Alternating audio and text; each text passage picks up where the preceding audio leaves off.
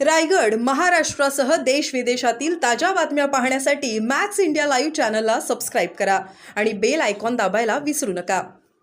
माननीय मुख्यमंत्री महोदयांच्या विजनप्रमाणे राज्यभरात 100 दिवसाचा एक आराखडा तयार केला होता आणि त्या अनुषंगाने काम करून आपल्याला कामगिरी करायची होती. तर त्याचं मूल्यांकन आताच पार पडले आणि क्वालिटी काउन्सिल ऑफ इंडियाच्या मूल्यांकनानुसार नांदेडचा राज्यभरात 5वा नंबर आलेला आहे. तर निश्चितपणे ही खूप आनंदाची आणि समाधानाची बाब आहे, कारण त्यामुळं आपण गेल्या 100 दिवसामध्ये जे काही काम केलं आहे त्याचं एक सगळ्यांना मोटिवेशन आमच्या टीमला मिळालं आणि दुसरी गोष्ट आणखीन याच्यापेक्षा चांगलं काम करण्याची एक प्रेरणा मिळालेली आहे.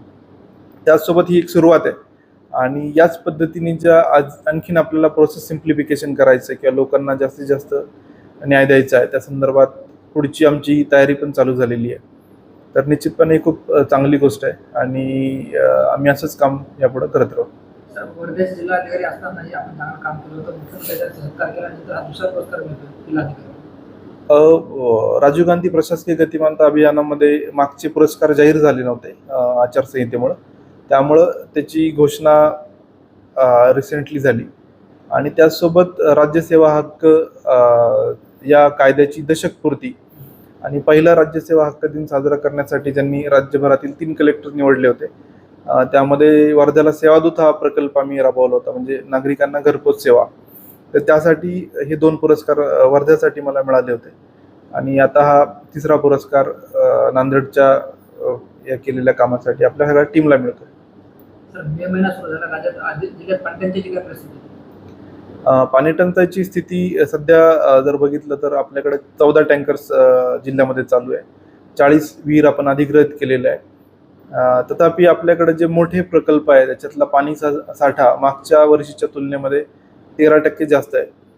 त्यामुळं आम्ही नागरिकांना विनंती केलेली की आपण पाण्याचा जपून वापर करावा आणि त्याचसोबत ज्या ज्या ठिकाणी एकदम मोठ्या प्रमाणावर शॉर्टेज येईल तर त्या ठिकाणी टँकर किंवा मग विहीर अधिग्रहण करून लोकांची ताण भागवण्याचा आमचा प्रयत्न असेल. पण सध्या तरी परिस्थिती समाधानकारक आहे आणि आमचं प्रशासन सज्ज आहे.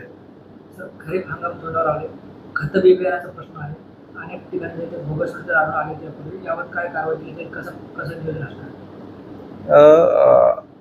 काही दिवसापूर्वी एक इल्लीगल खत विक्री एका ठिकाणी होत होती, त्यासाठी त्यावर कारवाई झालेली. तथापि इतर अशा कुठल्या घटना नाही आहेत आणि बियाणांचा आणि खतांच्या सप्लायसाठी आमची नुकतीच मीटिंग झाली. याच्यामध्ये आपल्याकडं विशेषतः मोठ्या प्रमाणात कापूस आहे, सोयाबीन आहे आणि थोडा काही प्रमाणात तूर आहे. तर कापूस आणि सोयाबीनच्या बियाणांची पुरेशी उपलब्धता याचं नियोजन आपण केलेलं आहे आणि जे आता नवीन जे गोदावरी वाण असेल किंवा आपलं सोयाबीनचं PDKV आंबा आहे, सुवर्ण सोया, या पण नवीन व्हरायटी आलेल्या आहेत चांगल्या आणि सर्व एजन्सीज ज्या सप्लाय करणाऱ्या आहेत, महाबीज आहे, यांच्याशी आम्ही कोऑर्डिनेशनमध्ये असतो. कुठल्याही वर्षी बियाणांची टंचाई कधी येत नाही, त्यामुळे आम्ही यावेळेस अलर्ट आहोत की आपलं जिल्ह्याचं आवंटन आहे ते बाहेर जाऊ नये म्हणून आम्ही टीम्स गठीत केलेल्या आहेत आणि त्याचसोबत जो लिंकिंगचा प्रश्न आहे हा पण मांडला गेला होता.